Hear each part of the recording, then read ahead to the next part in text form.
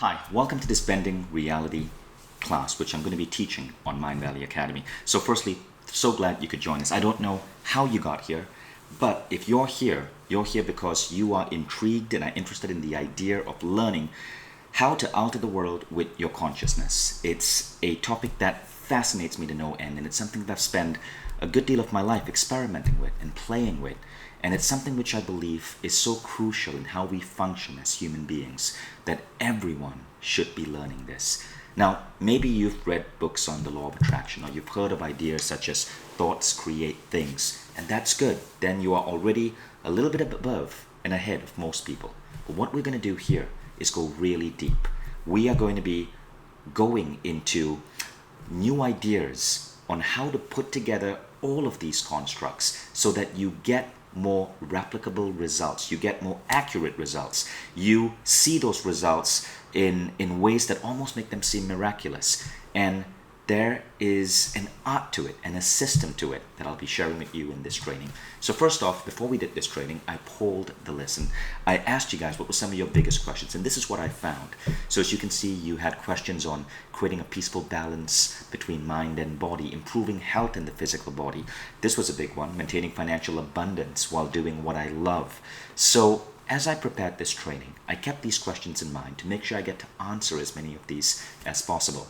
But as an added bonus, at the end of this training, if you so choose, stay back and I will take you through an FAQ where I will directly answer these 6 questions. So let's get started. Now, before we begin, this training is an extract from the Becoming Limitless coaching program on Mindvalley. If you have already taken the Becoming Limitless coaching program, you do not have to go for this training. Unless you want a refresher. There are just some little nuances which are different. The Becoming Limitless coaching program is the highest rated program on Mindvalley, and it is the advanced course. So no matter what Mindvalley program you take, you always end up in the Becoming Limitless program as the next level. And that's what it looks like. It's the highest rated program in Mindvalley. If you're familiar with NPS scoring, this program gets a whopping 78 on a scale of -100 to 100, which puts it at a higher quality score than even devices such as the iPhone, which is incredible for an online learning program. And that is because of the value and the wisdom and the ideas and the practices which are contained in this really comprehensive training on how to be sort of a ninja at the art of bending reality. So single highest rated online program in Mindvalley history, and this particular training is an extract from the hours upon hours of trainings within Bending Reality. But it stands on itself, so you're going to get incredible value from it. So here's what we're going to be covering. First, we're going to talk about different levels of awareness in terms of who you are as a human being and a soul and a spiritual being, and to identify where you are in your level of awareness. Because you see, this is the trick. How you bend reality is different based on your level of awareness. So depending on your level of awareness, you will learn a different tool. And then of course, we're going to go into those tools. So you will learn these tools. You will learn tools that you can recommend and use with friends depending on their level of awareness. And you will learn how to ascend up on the awareness scale so you grow in your awareness. And as you grow, what you want to do in the world, how you want to create in the world, and your accuracy rate, for lack of a better word, of making these things come to you increases as well. So first, a little bit about myself. That's me. I'm the kid in blue. That's me with my cousins and my mom in Malaysia. My mom was a school teacher. And given where I grew up in Kuala Lumpur, Malaysia, I shouldn't be where I am today. I mean, the probability of that is so low. Yet I've been blessed to have a lot of up and downs in my life, but also really remarkable successes despite the odds. And I always credit it. When people ask me how I do it, I don't think it's intellect. I don't think it's money. It is luck, but it's luck that I control. And it's because for a long time I've been obsessed with studying how my mind seems to be able to manipulate reality to get me to where I want to go. So my journey started in about 2002. So I'd been just out of college at the University of Michigan. And 3 years out of college, this was my track record. I'd been fired twice. I'd lost 2 startups that I'd attempted to start, and I was $30,000 in my hole. So I found myself in San Francisco, and my timing, once again, couldn't have been worse. I moved to San Francisco in April 2001, just as the dot-com bubble had gone poof, 14,000 people lost their jobs that month. I remember reading in the news. And it was a terrible environment to be in. And worse, a few months later, September 11 hit and the economy went into recession. So I remember I was so broke, I was renting a couch from a Berkeley college student. I couldn't afford rent for an actual apartment, so I rented a couch, a two-seater couch, so my legs hung off at the end. And I'm grateful for that college student renting me his least favorite piece of furniture, but on that couch was everything I had. And I was desperate, and I was trying to just get a job. And I sent my resume out to everyone I could on Craigslist, but no one was hiring.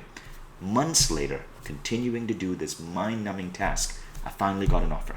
I got an offer at a dialing for dollars job where I had to pick up the phone and sell software to attorneys. And the economy was so bad, if you did not close a sale, you did not get paid. So people were going back with no salary that month. Now, I was faced with a challenge. There were no other jobs out there. This was the only job I could get. I had to figure out how to make it work. I had no experience talking to lawyers or even in sales or marketing. So I can't remember what happened, but I knew I was depressed and desperate. And I got online and I started Googling. I can't remember what I Googled. Maybe it was for hope. Maybe it was success. Maybe it was, why does life suck so bad? But I found an answer. It was a meditation class. I flew to LA. I took the class. I was the only person who showed up at that class. And I took it and I came back and I thought, hey, I'm going to try these tactics at work. Now, the first tactic was interesting. It was an intuition. And so we had this ritual. We'd go to the San Francisco Public Library, check out the yellow pages. My territory was San Antonio, so I would check out the San Antonio yellow pages, flip to the section on attorneys, and then I would call every lawyer from A to Z, one by one, hoping that one of them was nice enough to give me some time on the phone. And it was a mind-numbing task. But after I took this class, I realized maybe there's a better way to do that. So I used a technique I learned. I ran my finger down the phone book, and I would go within, meditate, and listen for an impulse. And right here in my heart area, I would certainly feel an impulse on certain lawyers, and I would call them. And overnight, I doubled my sales. And so I found this fascinating, but I assumed it was just a coincidence. So I tried to do more. I studied more books. I went for more classes. I started learning more about the mind. And I learned another tactic. So now, before calling the lawyer, I would go into my alpha, or meditative state of mind. I visualized the lawyer in front of me. I would set an intention that the deal would close only if it was for the best interests of everyone concerned. And I would say a blessing, express compassion and love to the attorney, and that was that. Now, when I did that, my sales doubled again. And now I knew it wasn't a coincidence. In 4 months, I got promoted 3 times. They shipped me out to New York and asked me to start their New York office. So I played around in New York for a while, working for the same company. I'd become director of sales. I was only 26 years old. But after a while, something else happened. I got so in tune with my intuition that it would guide me. And I got a guidance to quit. It was this strong yet scary feeling. But I knew I had to quit. So I quit and I decided to start my own business. And I was thinking about what to do. Again, I got a guidance. Teach the mind. Teach aspects of the human mind. So I thought, well, why don't I start an e-commerce company on meditation? And that's how Mindvalley was started. Started in 2003 in New York in that apartment in Times Square. Before I moved in, it was a Thai massage parlor right there. And we all know what Thai massage parlor is code word for in Times Square. So it was a really shabby apartment. That's me. You could see I could barely afford pants. The chair, the desk were actually salvaged from the street. When I started out, didn't have much money. Yet, as I started doing this, the beautiful thing was I got to learn from many of the authors I was building websites for. That was what I was doing initially, building websites. And as I learned from them, plus I got trained as a meditation instructor. I started teaching. I trained thousands of people in New York. I got better and better at understanding what was going on in my head. And being an engineer, my degree was computer engineering, I decided to codify it, to turn it into a code that anyone could use. So I would put myself through all these incredible experiences. I would put myself in chambers, meditate for 7 days with my brain hooked up to machines, and I would learn stuff, and I would update the code. I got invited to share the stage with the Dalai Lama in Calgary at one point, and it was such an honor, and I learned from being on that stage, being with those incredible people. I got to spend time with Richard Branson, and I learned from him and other legends of the world stage today. And with that again, I updated the code. And soon, I had this incredible code in my head, and I could apply it in my life, and I could accelerate things despite formidable odds. To show you, let me share with you some interesting pictures of just what I went through. When I first started out, that was me, right? I was embarrassed that I was the only employee in my company, so on our About Us page, I listed my dog Ozzy, just so we would look a little bit bigger. But very shortly, we went from there to this, to a company with 200 employees, with people all around the world taking part in competitions to get a job at Mindvalley because we've been deemed one of the best private companies to work for. That was one of our first offices. You can see how shabby it is. That is one of my 5 offices right now. That's just a meeting room. And we've won awards such as Inc. magazine, top 10 world's coolest workplaces. Not bad given where I came from.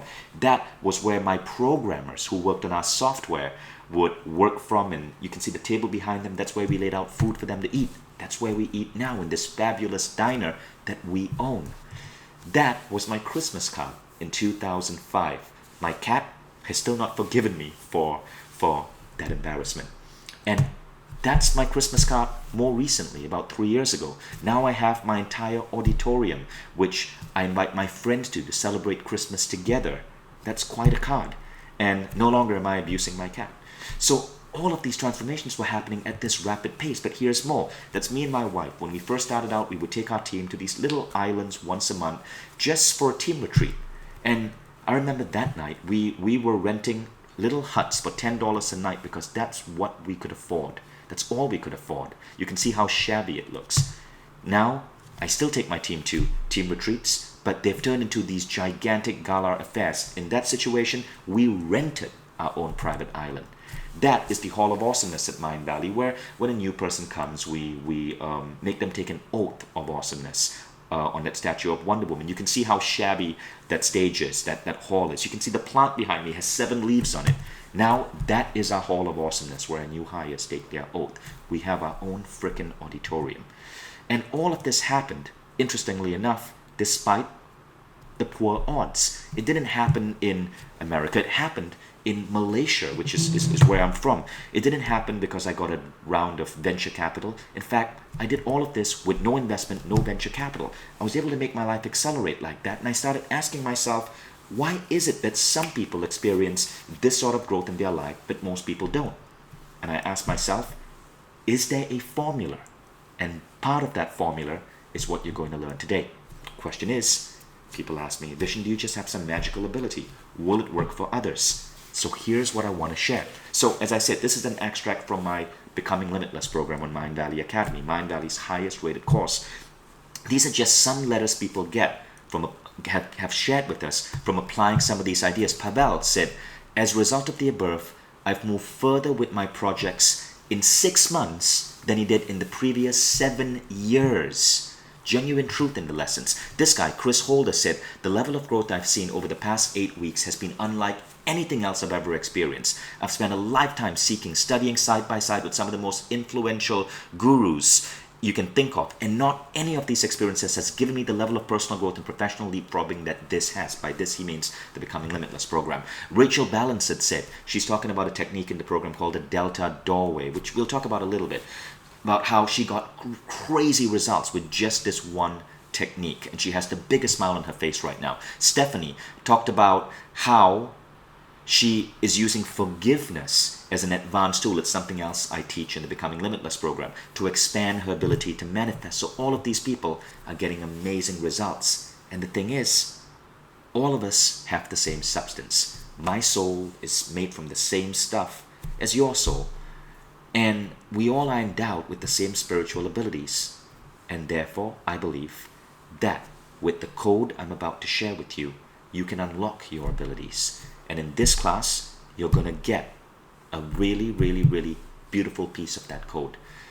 And you're going to be able to apply it in your life immediately. So first, before we start the lesson, the preparation stuff. So before the lesson, I ask you to do a simple exercise, the blueprint for the soul, where I ask you to rate 12 different areas of your life. Okay, let's go through that again. If you have done it, wonderful. If you haven't done it, I'm going to take you through it again so we can make sure we really lock this in. So the first thing is, the 12 areas look like that. Okay, and they're grouped according to experiences, growth, contribution, because I believe that these are the 3 most important questions we got to ask ourselves. How do we want to contribute? How do we want to grow? What type of experiences do we want to have in our lives? And so each of these have 4 different smaller buckets, and you're going to rate yourself on a scale of 0 to 10 in each of these 4 areas. On a scale of 0 to 10, how would you rate your love life? On a scale of 0 to 10, how would you rate your ability to have beautiful adventures? So if you have done it, wonderful. If not, let's do it together now as I go through these 12 areas really quickly. Now I'm going to go through it quickly. Don't worry about that. Whatever is the first answer that comes to you is often the right one. That's the one coming from your intuition. So we'll start with experiences. Okay, so the first one is your love relationship. 0 to 10, how would you rate your love life today? Second, your friendships. On a scale of 0 to 10, how would you rate your friendships today? The people you surround yourself with, the opportunities you have to socialize with friends, the number of friends you have. Your adventures. Do you have enough time and money and opportunity to see the world, to have adventures in different places, adventures with different people, to do crazy things like scuba diving or bungee jumping, stuff that makes you thrilled to be alive? Rate yourself from 0 to 10. Next, your environment. Now remember, we don't rate ourselves for money because money is a means goal, not an end goal. What we want is what money can give us, whether it's better health and often a better environment. How would you rate your environment? Your home, your apartment, your car, your office space. Okay, now we go on to growth. So growth is a key ingredient of being human. I believe our souls are here because they love to grow. So how would you rate your health and fitness? Depending on the age you're at right now. How would you rate your intellect? Many people forget this, but intellect implies the number of books we read, the seminars we take, the online courses we take. Are you growing in terms of this? How would you rate your spiritual life? How often you meditate? What spiritual abilities you're opening up to? Whether it's the ability to bend reality or harness your intuition or practice tactics such as the Delta Doorway, which you'll learn about. Your skills. And these are not skills that you need to do to get that promotion. But remember, we're only referring to end goals. So skills that you want to learn for the sake of learning them itself, because the skill itself excites you. Maybe playing the piano, maybe public speaking. Contribution. Okay, now we go on to the 4 elements of contribution, starting with your career. Your career is a great way you contribute. Are you in a career where you're contributing to the world or where you're taking away from the world? Are you working for a Humanity Plus company, one that's pushing the human race forward? Or a Humanity Minus company, one that's marketing, I don't know, crap, high fructose corn syrup, contributing to the obesity epidemic? I'm not trying to be harsh. I'm trying to be realistic. How would you rate your contribution to the world in terms of your career? Then your creative life. Do you have enough time to create? That's a beautiful way people contribute to the world. To write, to paint, to make music. Your family life. Time with family. The quality of your relationship with your children, your spouse, your parents. And finally, your community. The Dalai Lama said, if you want to be happy, make others happy. That's why giving to the community is so important. So you could be giving to the community if you are a teacher, if you are a mom or a dad raising kids, volunteer work, donations, contributing to the community at the work you're in, at the religious institution you're part of. So how would you rate your community contribution? Okay, so again, those are the 12 areas. Now think about the ones that you scored the lowest in, the 3 lowest. Okay, just make a note of those 3 and just pick 3 for now. And in a moment, you'll see why. So, you've done step 1. Now let's go on to step 2, the evolution of consciousness. So, when it comes to the evolution of consciousness, keep in mind that there are 4 different levels in which we are creating at. And it looks like this, level 1, 2, 3, 4. The victim stage, the thoughts create reality stage, the servant to a higher calling stage, and then oneness. Most of us here listening today are at level 1 and level 2. The trick is to improve your abilities at level 2 to the point where you get to level 3. Maybe 1% of the world is at level 3. And a tiny, tiny, tiny fraction, maybe just a handful of people walking the planet today are at level 4. We'll talk about those in a moment. First, let's talk about the victim stage. So when you're at the victim stage, you are there with about 70 to 80% of the world population. And you see elements of this in people's conversations, in people's dialogue. When you're at the victim stage, you believe that the world is happening to you. Now, all of us here know that life can happen to you or life can happen from you. But if you're at the victim stage, you don't know that yet.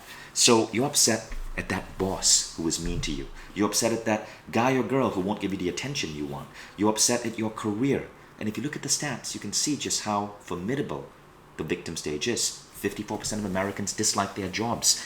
Only 1 in 3 people in America today consider themselves happy. More than half of divorces, of marriages fail. All of that are signs of people being trapped in that victim stage where they feel helpless. Now, at a certain point, you start awakening. You start discovering that your thoughts can create reality. Often it's because of a book we read or a conversation we had. For me, it started happening when I discovered books by writers such as Neil Donald Walsh, Jose Silva. I started stumbling upon this idea that my thoughts could create my reality, and the more I played around with it, the more I noticed coincidences that proved it correct. And the better and better and better I got at it, the better and better and better I got at life. As you start doing that, you get to a third level, which is where you become a servant to a higher calling. Here, it's not about your thoughts. It's not about your intentions. It's not about your goals. Rather, you become a conduit, a channel to a higher calling. And you develop these nudges, these callings to do something for the world. It's an incredible state to be in. This is where you are genuinely pushing humanity forward, but you're not doing it through intention. You're doing it through inspiration. Inspiration, the universe, speaks to through you and creates through you. That is when you accelerate your rate of creation because you have an ally. Now, the final state is a feeling of oneness. It's harder to get here. I have met people who are at this state, and these people are incredible. They can heal with the touch of their hand. They can think a thought and have it come. It is an incredible state to be in. But it's not for all of us. It's a state where you stop really caring about the most of the human world. And some of us may aspire to get there. It's a monk-like state. It takes a lot of training. I haven't gotten there yet. So I'm not going to spend too much of this conversation going to that state. But to give you a holistic idea, it was important for you to see that there is that fourth level. So let's talk about thoughts impacting reality, right? For each of these states, you start impacting reality with your thoughts. At the victim state, in an unfortunate way. At the servant to a higher calling state, in beautiful, incredible ways. But is this really true? What's the scientific evidence for this? Now, some of you may be engineers like me, and I want to share with you some of the most amazing stories and case studies I found that show this. So, first let me tell you why I'm sharing this scientific evidence bit. Some of you have told me, Vishen, I know this. I know this scientific evidence. Don't bother repeating it for me. The reason I do this is because the way I teach is to upgrade your models of reality and also teach you systems, right? That's the model of consciousness engineering, which is the education model I build Mindvalley on. What I want to share here are some insights that will update your models of reality on just how powerful your thoughts can influence your life. All of you, if you're here, pretty much accept it. So I want to show you just how insanely powerful it is and how you're probably underestimating it. Now, the first concept is this the mystical law of attraction or simply our brain's reticular activation system? The reticular activation system is simply that notion, that a bit of our brain that if we are seeking something, you buy a white Honda Civic, and all of a sudden, as you're driving, you start noticing white Honda Civics. It's the brain's attention mechanism. You tell your brain what you want it to focus on, and those things start becoming more noticeable to you in the world. Is it just that, or is it a mystical ability? Honestly, I don't care. I don't believe we need to know how it works to ensure that it works. Let me share something. There was an engineer, and this is a true story. He worked at Bell Labs, and he was a major skeptic. So one day he was at a party, and he met this woman who he found attractive. He asked her what she did, and she said, well, I'm a psychic, a healer. And he thought, bullshit, absolute bullshit. I'm going to call her out on this. So he said, all right, well, you're Miss Fancy Psychic Healer. Tell me what's wrong with myself. So she looked at him for a while. He said, what are you doing? And he goes, she said, well, I'm just checking out your aura, your energy body. Then she moved her hand around his body and then stopped just under his armpit and said, you have an armpit rash. You really should look at that and have that dealt with. And Scott was dumbfounded. because he did have an armpit rash. He was shocked. He thought she was going to pick up something obvious, such as, you probably feel very stressed at work, don't you? Or you've had your heart broken at one point. But no, she picked armpit rash. The odds of that were like 1 in tens of thousands. He became a believer that there was something more to just the physical world.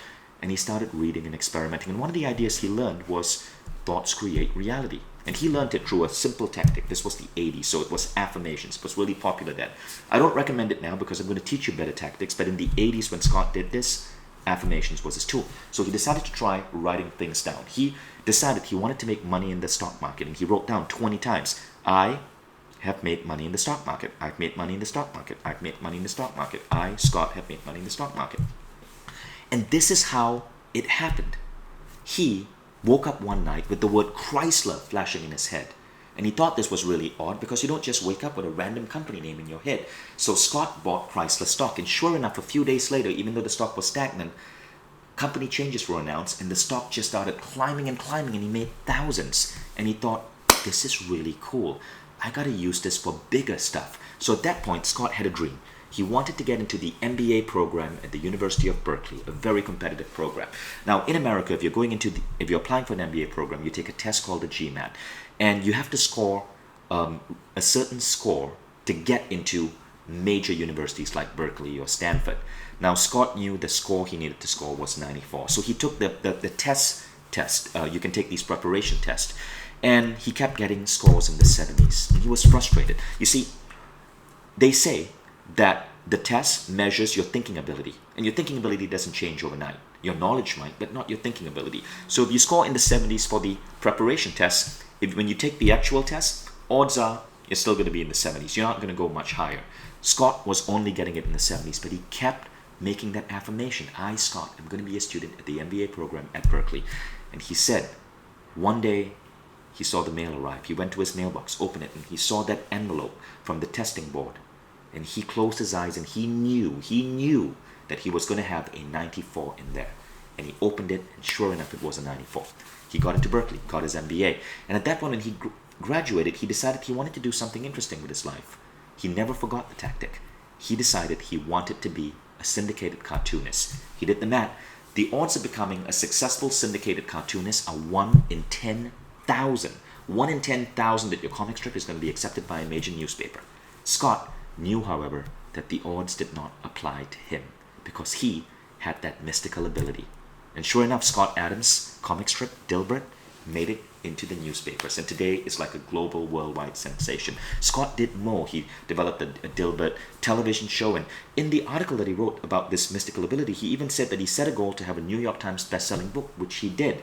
And then he thought, well, why didn't I have number 1 and number 2 best-selling books in the New York Times? And he pulled that off too. For a brief while, I believe it was the summer sometime in the mid-90s, his books were number 1 and number 2 on the New York Times. And Scott said, reporters often ask me if I'm amazed by the success of the Dilbert comic strip. I definitely would be amazed if not for my bizarre experience with affirmations.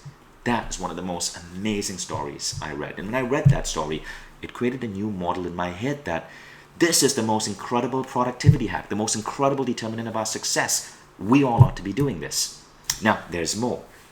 Do you know that with your thoughts, just thinking about someone right now, you are influencing them physically, and science has proven this. It's called the William Broad experiment. So William Broad did an experiment. He's a scientist. He took hundreds of people, divided them into 2 groups, senders and receivers. They were in different rooms. The receivers were hooked up to 19 different instruments that measured neurological response. And the senders were paired up to receivers. At certain points, say 1:53 p.m., Broad would signal the senders to think about the receivers. And at those precise moments, 1:53 p.m., the neurological machines that were measuring the receivers would show changes. There would be more, their brain waves would slow down. Their heart might show a healthier beat. They were actually showing physical changes in their body when the senders were thinking of them. Isn't that incredible? And it shows you just how powerful your thoughts are about your loved ones.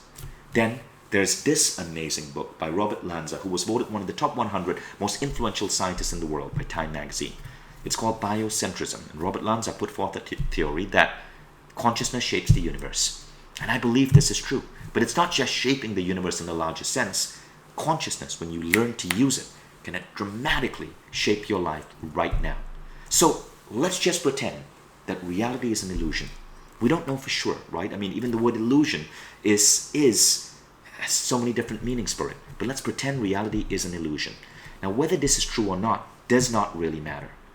My acceptance of this model has given me the confidence to pursue seemingly impossible goals. And odds are it's going to be the same for you. See, if you can accept any model of reality, why not choose one that suggests you can literally bend reality with your mind?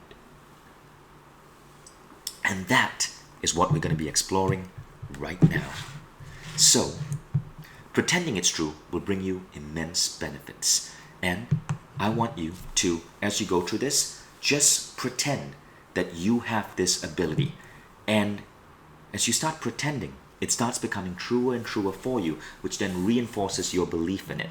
But remember, the process must align with what level you're in.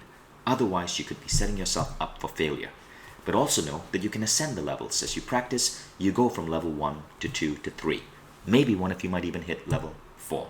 So, let's talk about the process in each level. Now, level 1 is emerging from the victim state. So, when you're in the victim state, what you want to do is get out of it. Now, most of you are not at level 1. Most of you are at level 2. If you're at the victim stage, you may not want to attend a class like this. It just wouldn't appeal to you. You might scoff at the entire idea. So I know most of you are at level 2 or early level 2, but there are some of you who might be at level 1.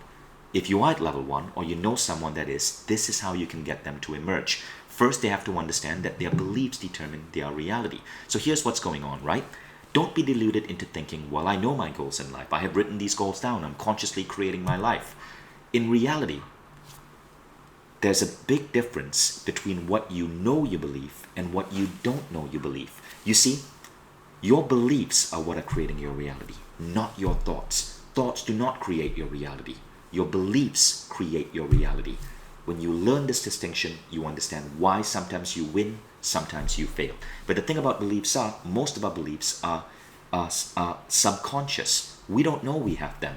So here's an example of how it works. A man or a woman, I'm just going to pick a woman for this example, as a baby girl, has a father who is abusive, very stern, a bit of a disciplinarian, and she grows up with a belief that she's not good enough, that men can be abusive, that men will force her to do things she doesn't want to do. And so the belief becomes so deeply set in her that even as an adult, when she's on a date,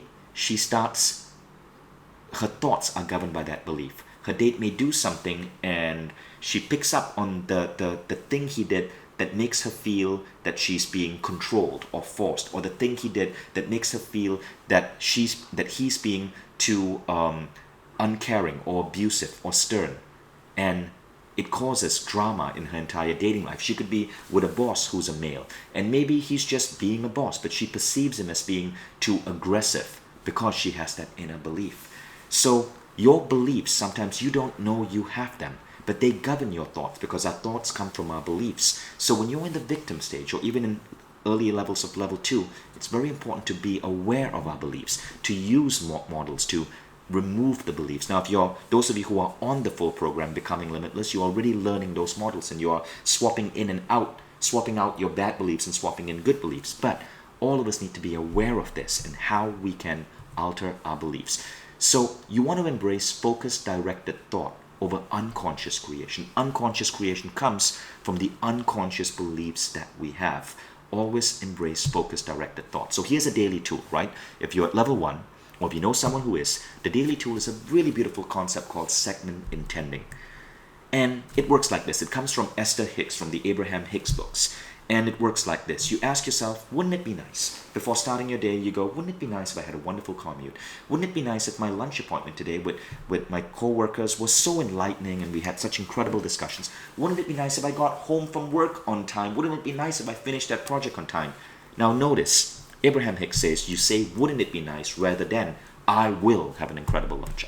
Because for many people who are just playing around with this, making a declaration, I will, even an affirmation, is still too much, because they are still in that victim mentality. They don't yet fully understand how powerful their thoughts can be, and they're still harboring preset negative beliefs that they need to clear. So this is a really beautiful introductory stepping stone.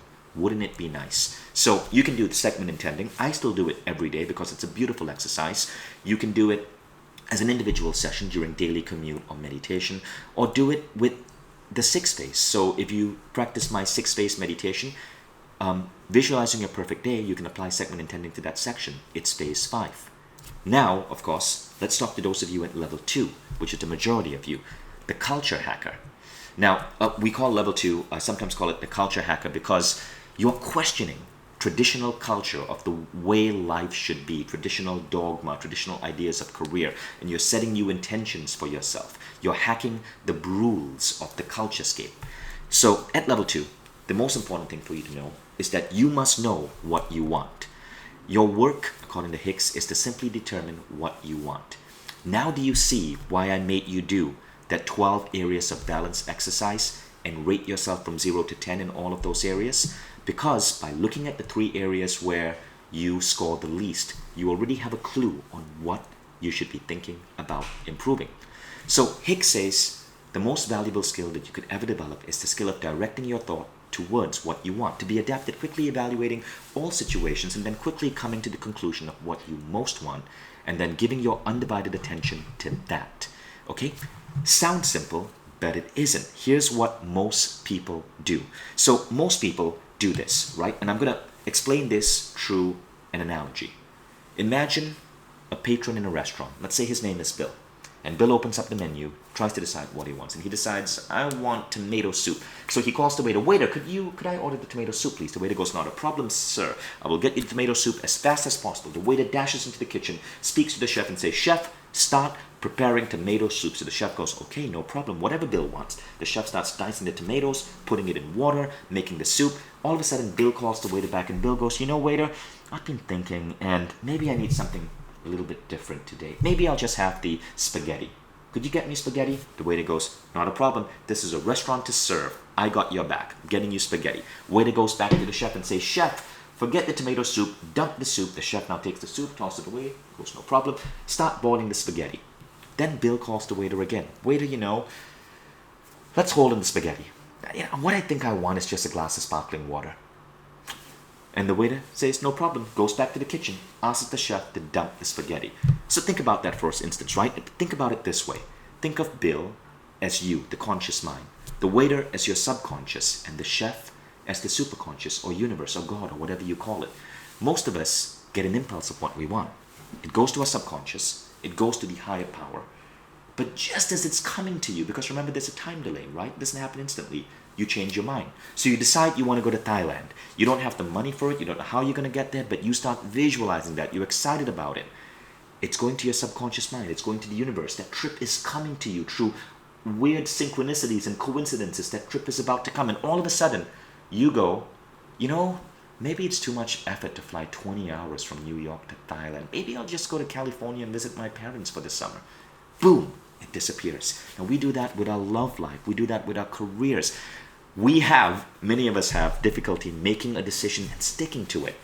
And now if you make a decision and you expand it, like if you say Thailand and you say, well, you know, after Thailand, maybe I want to go visit Vietnam and visit the beautiful hills in that country. That's fine. You're expanding, right? But if you're flip-flopping, you counter your ability to manifest things in your life. So the first thing is, know what you want. Stick to it for a bit. So that's a simple model. Now let's go into a long-term tool that you can apply. And that long-term tool is creative visualization. So creative visualization, I do it every single day. You can do it as an individual session for urgent needs, health, business problems, etc. Or do it as phase 4 of the 6-phase meditation, vision for the future. So here's how it works. First you go into alpha. And alpha is simply a slower brainwave frequency. It's measurable through an EEG machine. You don't need any of that. Just know that alpha is an easy state to get in. Feel yourself relax. You can use any meditation style you want. You can sit up on your bed, feel yourself relax, breathe in and breathe out for like a minute or so. Now when you're there, this is how you do it. Now this is the nuance. Most people start immediately by thinking about what they want. Don't do that. I'm going to teach you this technique. Start by seeing and feeling the pain of your current situation. So you know one of those 3 areas you pick? Pick the area with the lowest thing and feel the pain. just for now, briefly, just think about what is it about that thing that makes you feel pain? What is it that you don't want? What are the negative feelings you feel? How does it bring down not just you, but your family, but others? Feel that for a moment, right? Then, so I'm going to explain the exercise and then we're going to do it towards the end. Then stop feeling the pain and shift to the solution. Now you see the solution and you feel the positive feelings of that solution. If you don't know what the solution is, that's okay. Make it up. You don't have to exactly know who that man or woman of your dreams is. See yourself on a beautiful date with a man or woman of your dreams, but you can see that face covered up. It doesn't really matter. But feel the solution. So you start with pain. You spend like a minute or so seeing, knowing what you don't want, feeling the pain. Then you see the solution.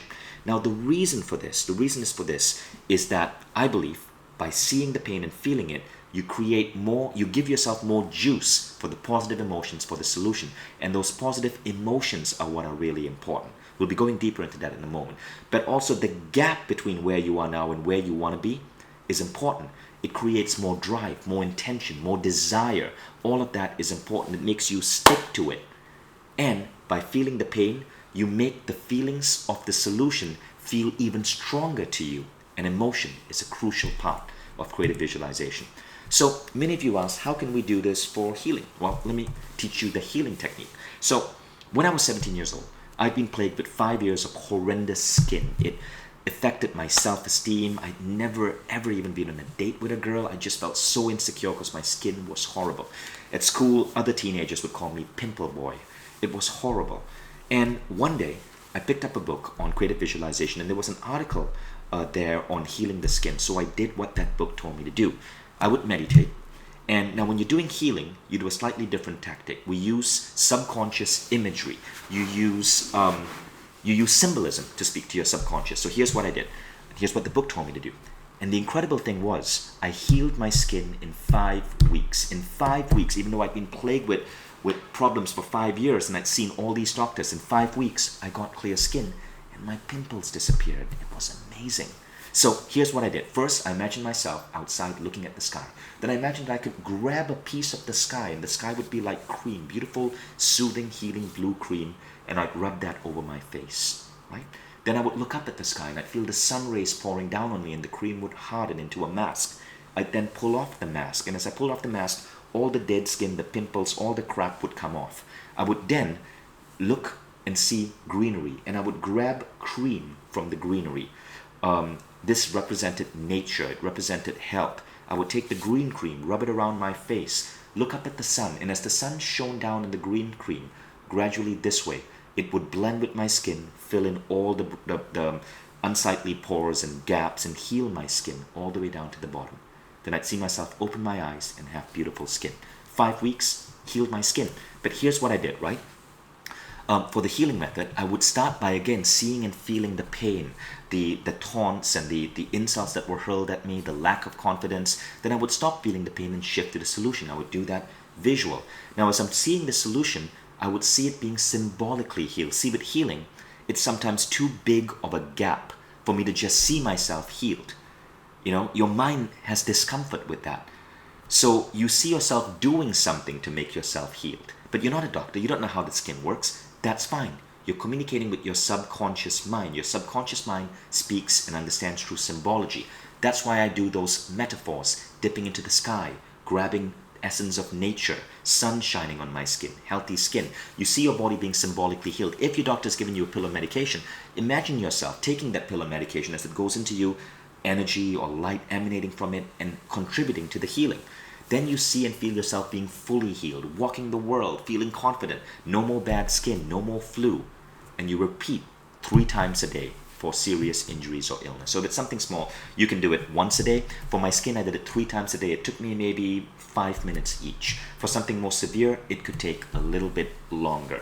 Half an hour a day but 3 times a day is what you want to do for health. Okay, because health is something that you need to do it 3 times a day, because when you're not doing it, the pain might come back. And so you have that constant jab making you feel negative about it. 3 times a day helps put you in that positive state. So let's talk about amplifying the results, right? What does that look like? How can we get even better results?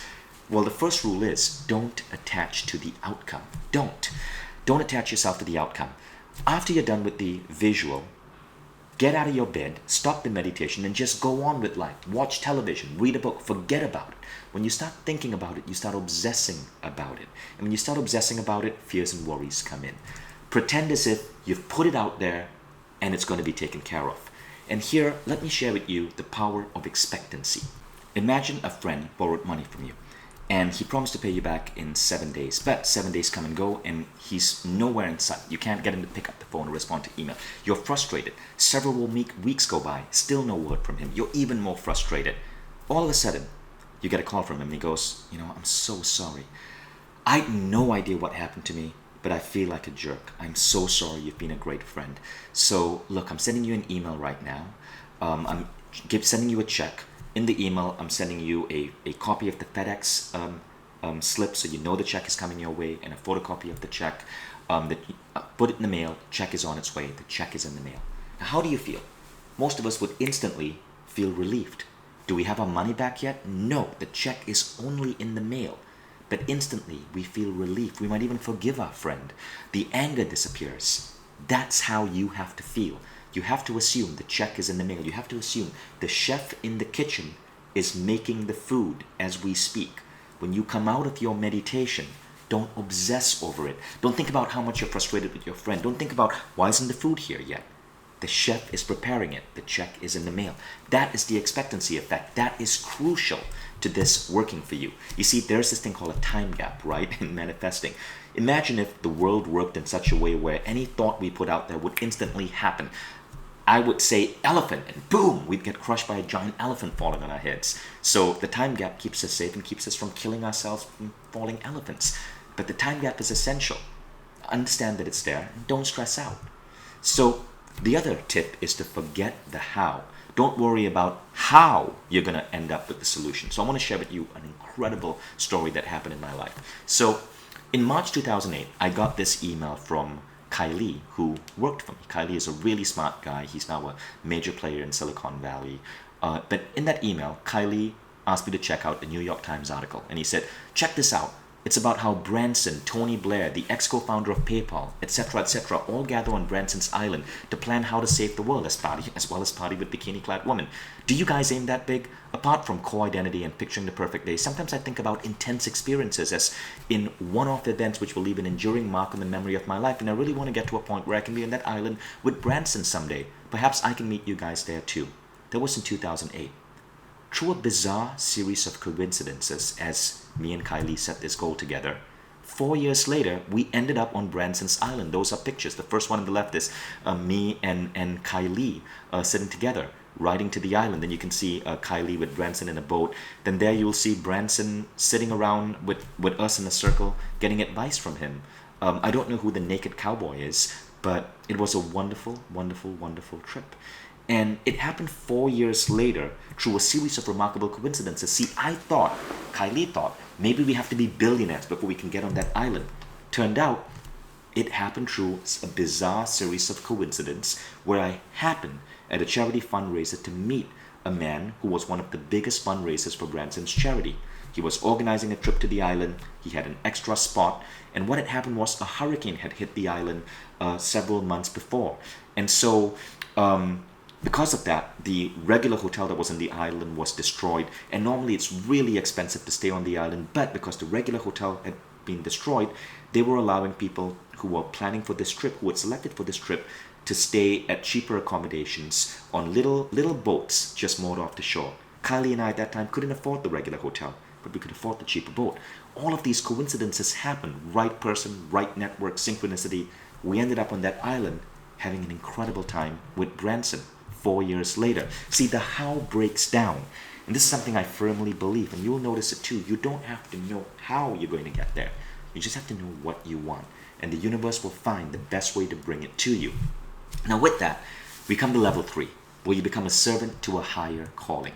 So, as you start practicing this, you start getting bored at just creating these wonderful things in your life. At a certain point, you have enough money, you have love, you have those kids you've always wanted, you have that nice home.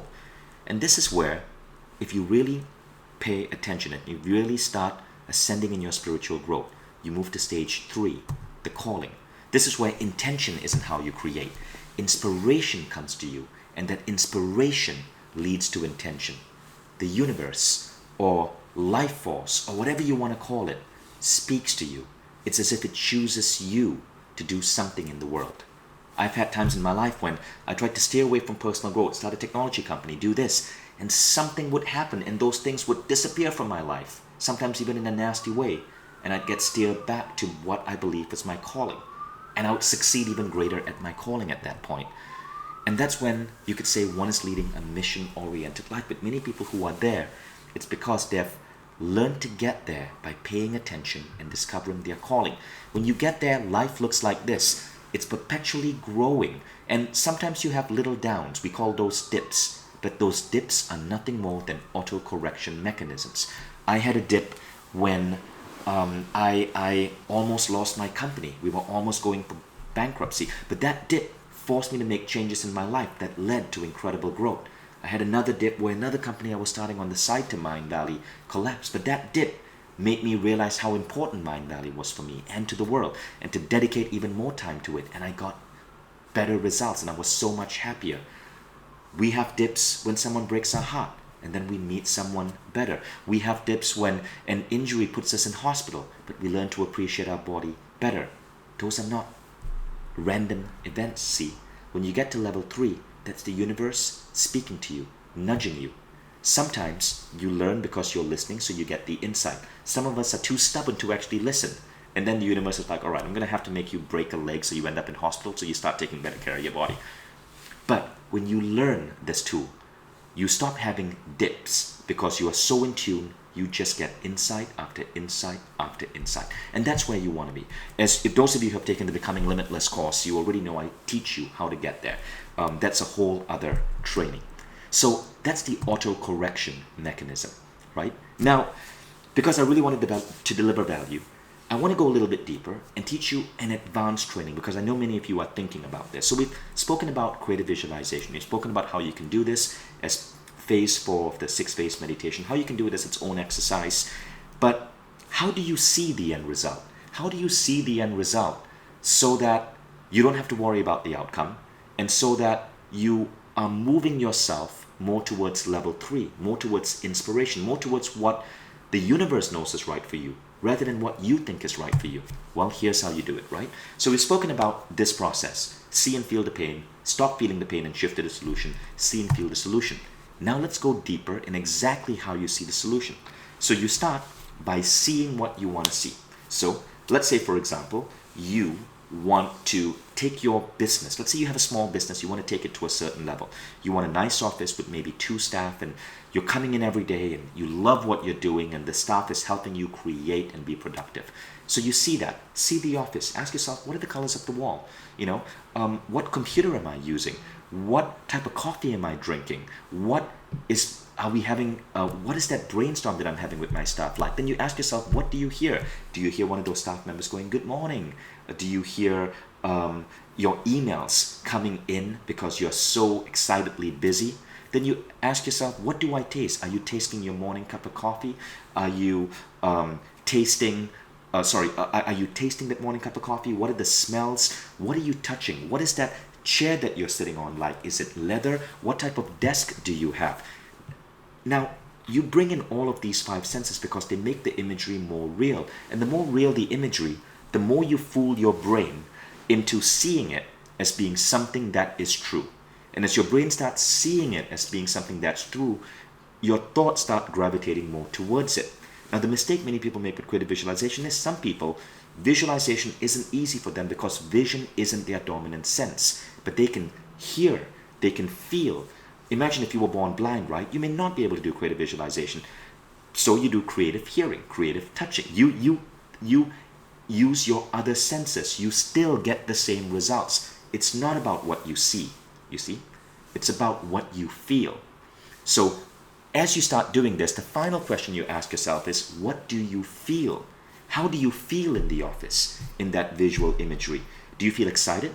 Do you feel accomplished? Do you feel like a leader because you have 2 people whom you're working with who are ready to help you attain your goals? Do you feel like you're living your mission? Focus on the feeling. So when you first start, you build up. See, hear, touch, smell, taste. Then focus on the feeling. But then, as you start doing this, just go straight to the feeling. Just go straight to, I feel leaderly. I feel excited doing what I do every single day. I feel accomplished. I feel in line with my mission. You don't have to see anything else, just the feeling. Now, when you do that, what will happen is the universe will start speaking to you. The universe knows what you want to feel.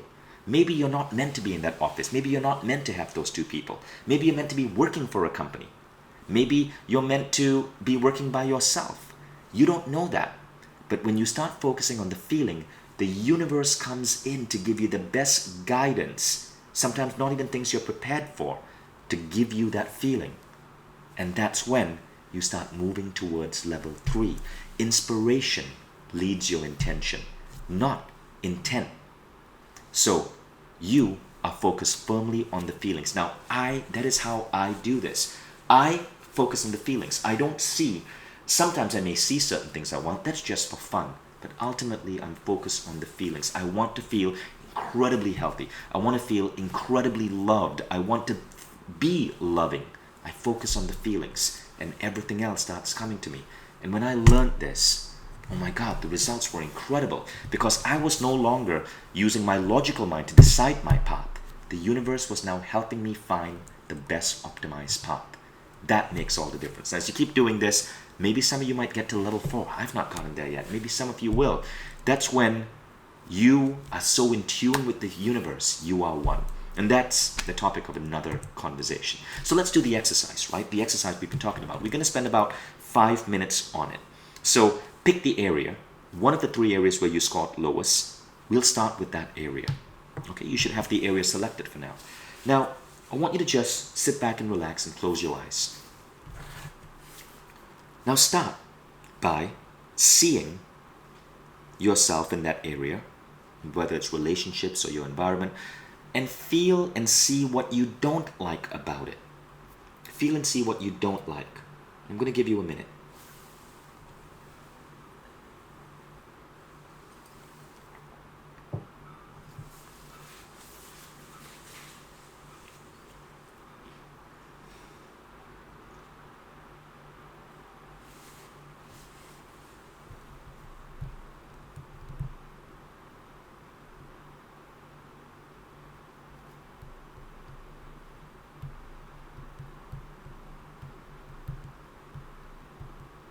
Okay, now we're going to shift gears. Now you know what you don't want about it.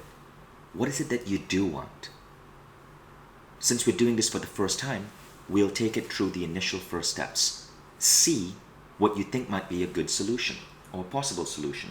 If you don't know if it's the best solution, don't worry. Make something up. See. So now you're using visuals, right? See the solution. Now, if you were in that solution, if you were in that scene where the solution was happening, in addition to what you're seeing, what do you hear? What are the sounds you hear? Play with that for a moment. What do you see? What do you hear?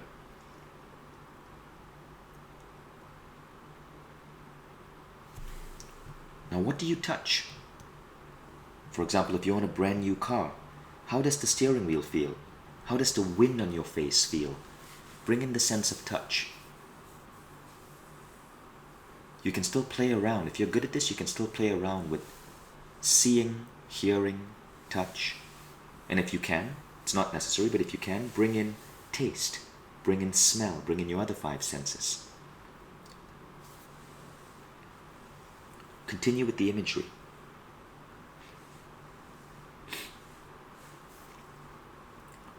Esther Hicks, in her amazing books by Abraham Hicks, says that to start the manifesting process, you just have to stay focused on the imagery for 17 seconds. Okay, so we're going to do that quick 17 seconds starting now. What do you see? What do you feel? What do you sense yourself hearing, touching, taste, smells?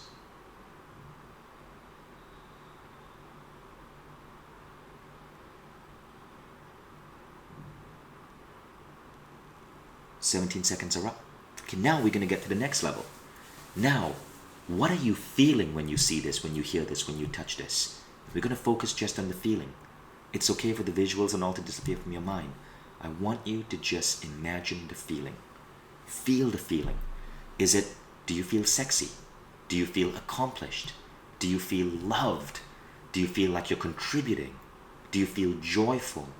What are those feelings? There could be multiple feelings associated with it. It might be a feeling that there isn't even a name for it in the English language yet. And in 17 seconds, we're going to focus on that feeling. Stop.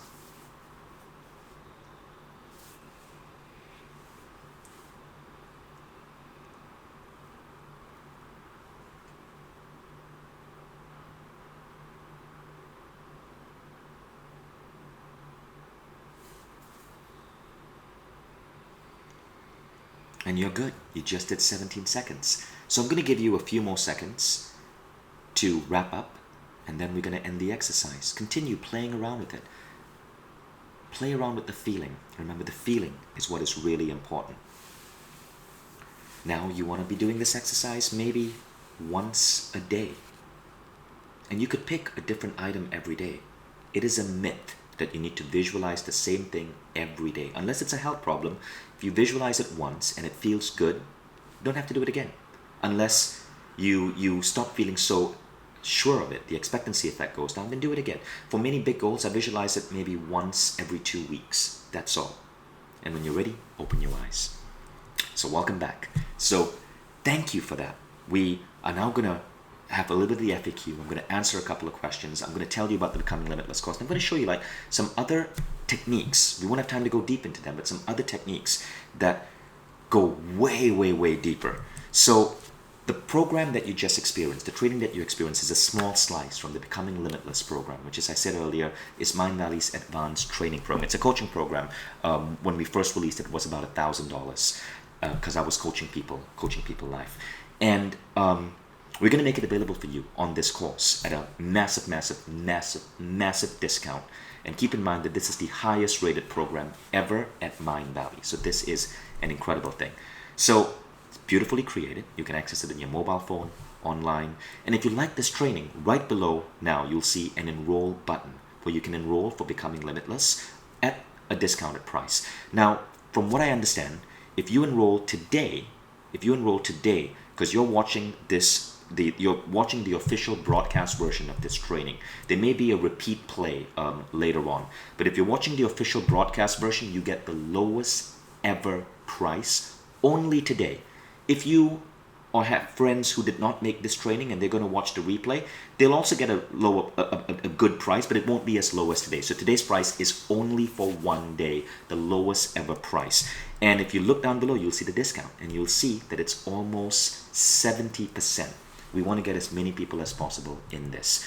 And I want to share with you what people are saying, right? Like this lady, this letter I got, the level of growth I've seen in the past 8 weeks has been unlike anything else I've ever experienced. And one of the reasons for that is because this training goes deeper. You learn tactics such as the Delta Doorway, which is a technique you do at night before you sleep to directly communicate true dreams and Delta consciousness with a higher power, to get the higher power aligned with what you want and you align with your mission so that you can make big changes in life.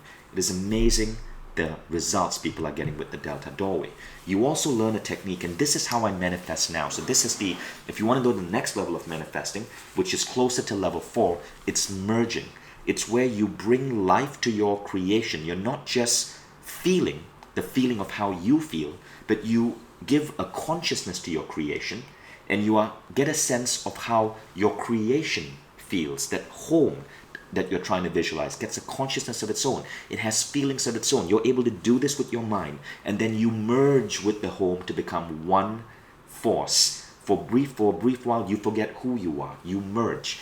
I stumbled upon this tactic when I was meditating for 7 days in a chamber with my brain hooked up to machines. And since then, my life has never been the same again. It's been one of the most powerful manifesting tactics. This is really bending reality.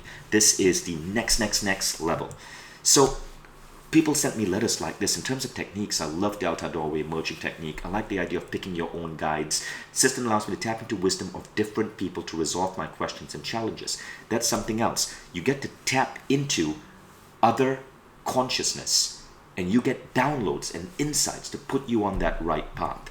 The merging technique is ingenious. This is what someone said. To merge yourself with your vision seems to really increase the possibility of fulfilling your vision. The merging technique is a whole lot more powerful than just plain visualizing. These are, again, letters I'm getting for people. Enroll in this program, folks. It is insanely powerful. So again, stats. This is the advanced program in Mindvalley. Nothing you've studied in Mindvalley is as advanced as this. And it's not just me saying it.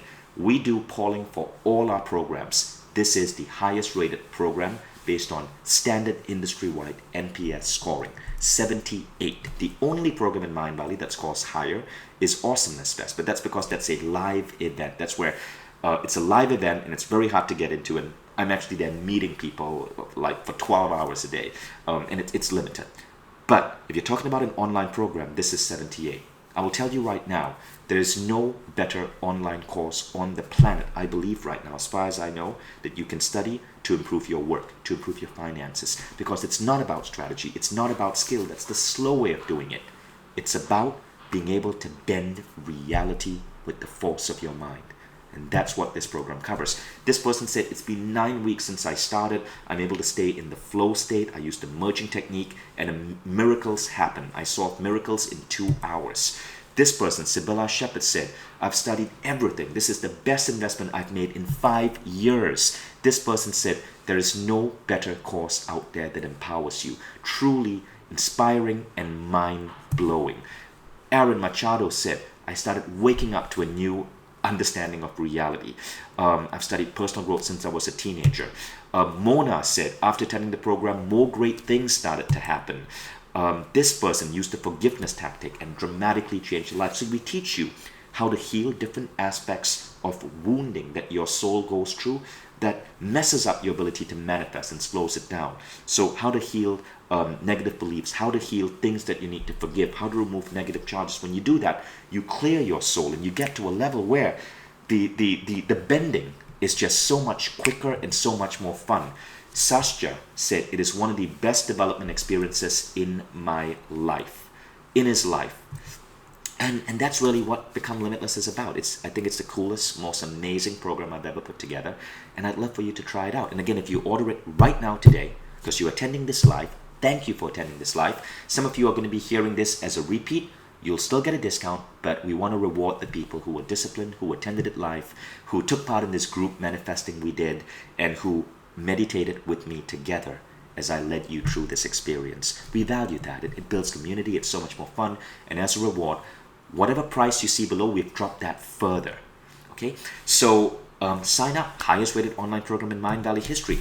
And here's the best part. You don't have to believe me. Our customer support, as you know, is ranked top 10 on the planet by Nice Reply. And one reason is because we so believe in our programs, we let you test them out. Sign up, take this entire program, go through, you can take it for a month, right? Go through, in 1 month, you can go through the entire program, or even go through chapter 1, 2, 3, 4, 5. And if you don't like it, if you don't feel it doesn't fundamentally change your life, just ask for a full refund. Just write back to us and say, went through the entire program, it was great, but it wasn't amazing. Give me my money back, and we'll give you your money back. So you literally can take the entire program and then decide. So how about that? I so believe in this. I want to get a lot of people on this. Take the entire program and then decide. And one more thing. I've been experimenting with new community type learning experiences. So we've built a community into the program. So you can join, when you take the program, you will join the Becoming Limitless community, where you get to interact with me and many others. And it's a beautiful community system. You get to ask me questions. I can't answer all questions, but I'm there. I'm sharing new insights, so we get to grow together. When I learn new things, I record it on my iPhone and I upload it straight to this system. So we're pioneering a new style of learning here in Mindvalley, where you don't just learn from me. Different people in the program share their insights, share their practices. We learn from each other. It's called peer-to-peer learning. And it's perpetual learning too, because I am part of this community and I share my insights, my conversations with leaders around the world as they come along. So you continuously learn. And it's free. This community is completely free. There's no subscription fee. It's completely free. Once you buy Becoming Limitless, you get in the community for as long as you want to be in it, right? And the reason the community is so great for me is because, I do all sorts of things. When I'm writing new chapters for my book, I share it with people in the community. You get my book for free, and I love your feedback. And so all of these amazing collaboration happens. We become friends, and we learn from each other. And as I've already stated, my mission, I believe, why I'm put here, is to get these ideas out. I believe that I'm a servant to the universe, and the thing that I'm meant to serve is to get these new downloads, models of consciousness out to humanity. So I want to give you the best experience you can have. So let's go on to your biggest questions, okay? So firstly, if you're enrolling in the program, go ahead and enroll, and open up the, go ahead, click buy. There's a button below, enroll. You'll get all of this, so you aren't missing anything. And for those of you who are staying, who want to hear me answer the questions, let me just quickly go through this. So creating peaceful balance of mind. How do I search for peace within myself instead of outside myself? All right, so it's a complicated process. But to get to peace within yourself, you got to reach a state of mind that I call being unfuckwithable. And a lot of it has to do with forgiveness exercises, as well as healing wounds that you took on from childhood. In Becoming Limitless, we talk about this a lot. So you have an entire chapter, actually it's chapter 2 of Becoming Limitless, where we talk about this inner healing. It's a good question because you have to do the inner healing to be able to become a powerful manifester. Don't get me wrong, you can still manifest, but you can almost increase that 100 to 300% when you do the inner healing and you achieve inner peace. And when you do that, we answer question 2. You stop getting irritated with the small stuff. In Becoming Limitless, we talk about psychological concepts as well, such as fundamental attribution error. When you understand how your mind works, as well as you do the inner healing, small stuff doesn't rub you too big. Now, and then improving health and physical body. How can I exercise simply because I love it for its own intrinsic value, not for specific race, event, or weight loss pursuits? Well, you have to turn exercise into a habit. I'll teach you habit hacking in the Becoming Limitless program. And the other thing is, you can visualize a healthy body. So don't assume you need to exercise. Many people have the wrong concept of exercise, right? So you do not need to exercise for an hour. There are optimal exercise routines, we call them minimal effective dose, that you can do in 15 minutes that will get you better results. And they are more fun. So what happens is, you start by setting the vision for better health, visualizing yourself in radiant health. And then you let the universe guide you towards the exercise or the nutrition program that will get you there. So your problem is not, yours is a means goal problem. It's not about exercise. If you don't like it, maybe it's not for you. Exercise is just one of many different parts to health and wellness. Focus on the end goal, and there may be a better part. You may not even need to exercise much. Maybe it's just walking and healthy eating.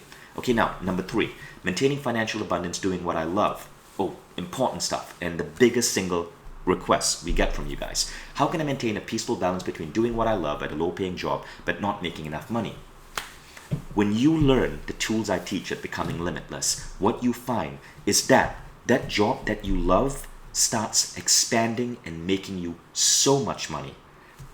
I started teaching meditation, and my friends told me, you're not going to make any money with that. Oh, frickin' hell, look at me now, and I'm still teaching meditation. What happens is, there are room. You see, it has nothing to do with the task. They are broke writers and really wealthy writers. They are broke meditation teachers and really wealthy meditation teachers. They are broke engineers and broke doctors and really wealthy engineers and doctors. It is not what you do. It is your fundamental attitude towards money. And that is what you start to change when you learn to bend reality in the full way. When you learn to bend reality, you could be an artist, but you will not be a starving artist. You learn to bend reality so your artwork sells. And that's really the answer to it. Don't buy the myth that certain jobs will not make you money and certain jobs make you money. Always go for passion. Then bend the heck out of reality to make that money come to you. And I've given you multiple ideas during this training, and if you take the full program, if you're in the full program, you already know the answer because it's there. How can I make myself happier at a job that makes me a lot of money? Same thing. Make it on your own. Start with the happier job and then bend reality to make the money come in. So I bend reality when I started my meditation business. I lost money the first month, didn't make money the second month, But it started growing and growing and growing. Opportunities, coincidences, all these beautiful synchronicities would come to my life as I got better with knowing what I want and bending reality to get there. And again, it's something that you can learn too. Third, when do I know it's time for me to quit my job so I can pursue my one true passion? Just as I did, right? So what happens is, as you start doing the 3 most important questions, creating your vision in those 12 areas, and keeping yourself open, you start getting the nudge. So you start with the vision. You don't think, oh, I want to quit my job. When do I want to quit my job? That's meaningless. Quitting your job isn't going to do anything for you. Start with the vision. Now, what will happen is, maybe something in your job changes to get you to that vision, and you no longer want to quit. Maybe a new opportunity comes up, and then you do quit. But you're quitting and you're going into a healthy opportunity. Maybe your company spins off a different business and you end up there, and that's what you need to get you to your end goal. So the question, when do I know it's time for me to quit my job, is a bullshit question, because it's a means goal. Focus on what you want. Maybe, and there might be a different part there, but it's not quitting your job. There was a time I wanted to quit because I thought that was what I needed to really make an impact in the world and create a dent in the world. It wasn't quitting, and I'm glad I didn't quit. I focused on the end result, and what I was getting out of my job shifted so I could get that end result. Okay, so thank you for tuning in. Right below this, enroll in Becoming Limitless. I'm honored to be your guide and teacher. You'll be part of the community, so I'll actually get to know you, see your face. We'll get to communicate. I'm excited to be sharing pictures with you. And try it out for 30 days. It has nothing to lose. And I know you're going to stay. And I know, because we've polled hundreds of people so far, this will be the best damn online training program you've ever taken. And bonus, if you sign up right now, you get the lowest price this program has ever been at. The lowest price. But it's only for today when we do the broadcast. If you can't make up your mind today, it's all cool. You can sign up tomorrow. The price goes up a little bit, but today is the best price. Thank you.